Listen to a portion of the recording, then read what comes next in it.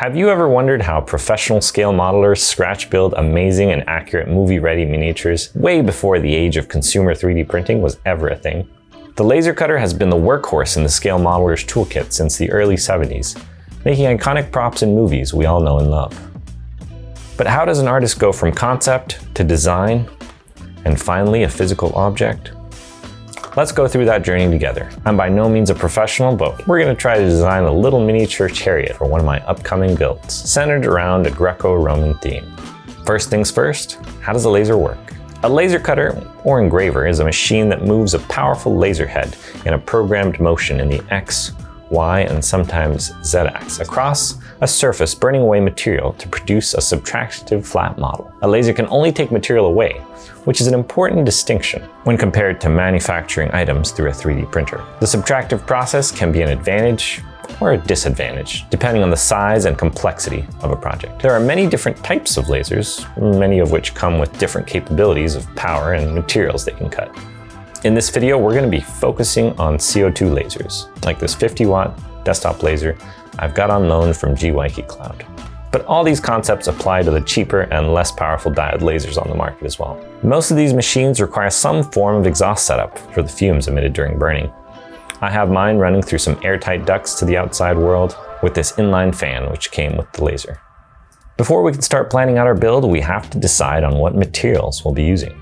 I've picked some of my favorite materials here, but the process is the same for any new one that you want to try. First question you have to ask is it safe to burn?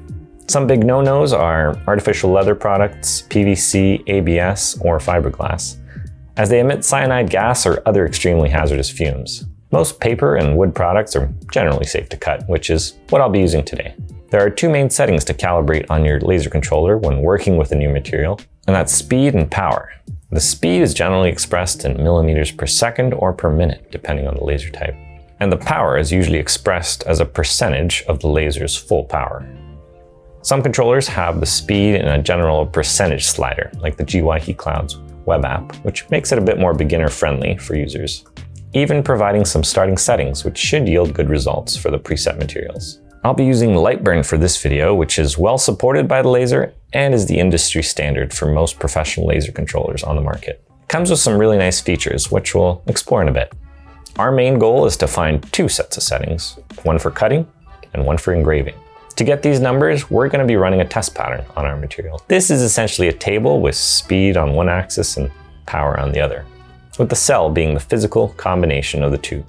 You can absolutely generate your own by hand or use the ones generated by Lightburn, but I recently found this sweet web tool that can generate the settings for you as well. Huge thanks to Glenn Wilton for putting it together. Links down below. I have a rough idea of the ranges I want to explore here.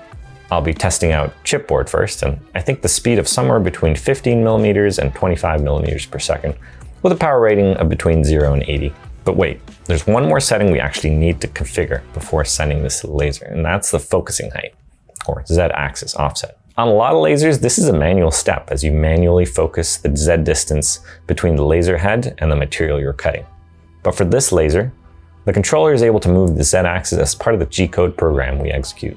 This is going to come in handy later for more advanced cut profiles. We can finally tell the laser to start cutting, and we get to evaluate the table. I'm looking for the fastest speed and the most reasonable power level to cut all the way through. I repeat the testing process for any other materials I'd like to cut, like this basswood, EVA foam, and even 3mm MDF. One thing about the MDF, it's a lot tougher to cut through.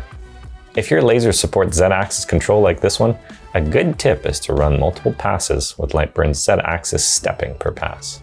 This allows the laser to cut much deeper materials than its focal distance, since it can essentially refocus to dig deeper into the material with each pass. If you only have manual control over your Z distance, you can somewhat replicate this step by running the same job twice, one pass each, and adjusting your Z height between runs. Now that we've explored the materials and settings, it's time to think about our design. You can use any software you like here, but at the end of the day, you need a vectorized image file to pass to your laser controller, preferably with separate layers for your engrave and cut lines. I'll be using Adobe Illustrator, but most of the concepts apply to any software you're using.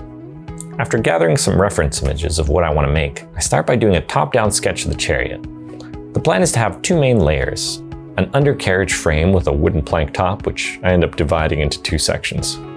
For measuring the path of my curve, I'm able to make the vertical barrier as well, which will need to bend and conform to the shape of the chariot.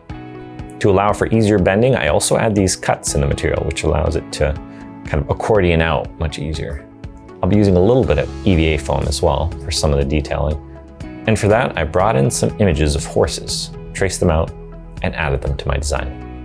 Oh, and how can we forget about that imperial eagle? After quickly designing some wheels, following the same process of layering various shapes on top of each other, it's time to export this. I group my parts by material and duplicate any parts as needed until I have a little print sheet, which should be able to fit on my material size. The GYK Cloud makes this very easy if you're using their web app, since it has a live camera feed from the lid-mounted camera, letting you position the design exactly over your material. In order to keep the engraving and cuts separate, I color them with red and blue in Illustrator, respectively. This maintains separate layers when importing into most laser controller software, including Lightburn. Using the settings we found before, I quickly adjust my layers, making sure to set the engraving layer to run before my cut layer, so that nothing moves accidentally mid-cut. Speaking of movement, it's a good idea to add tabs for keeping small parts in place. I repeat the process for EVA foam, and it's now time to assemble, prototype, and iterate if needed to see if something's wrong with the design. This is actually my second iteration of the design, as the first one I made was a bit too large and I didn't quite like the proportions. To bind things together, I use a mixture of PVA glue and super glue.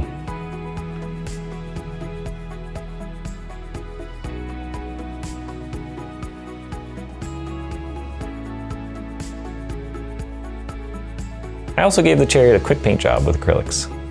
The intricate 3D design of the front makes for easy painting and detail work. I really like how this little piece came out, and hopefully you've learned something new and want to give it a try yourself. I've included a $200 off coupon code for GYK Cloud's 50-watt laser, which is probably the best bang for your buck for what you're getting. If you know me, you'll know I don't lightly recommend products on this channel, and I've been using this laser for a bit over 2 months now, and it's well made. The only gripes I have with it so far are the cloud-based software. With a few more features, like separate layers and more granular settings, a way to add multiple passes maybe, it should do most of what I needed to do without needing to go to Lightburn. However, the support for direct offline access through Lightburn is a huge win for consumers. Even if the company discontinues its cloud software offering, I can continue to use the machine many years into the future, not relying on the web service. Compared to open gantry-style diode lasers, this CO2 machine comes with a full safe enclosure, which makes it suitable for use in a shared workspace without fear of stray laser beams blinding or burning anyone nearby. The package comes with a ton of extras, like a filter box with integrated air compressor, integrated water cooling, Wi-Fi, and a lid-mounted camera. You get a lot of features that you wouldn't normally get out of the box with a K40 kit, but at a fraction of the cost of the more expensive Glowforge. In any case, that's all I have for now. Huge thanks to all my patrons for the support. I'll catch you all next time.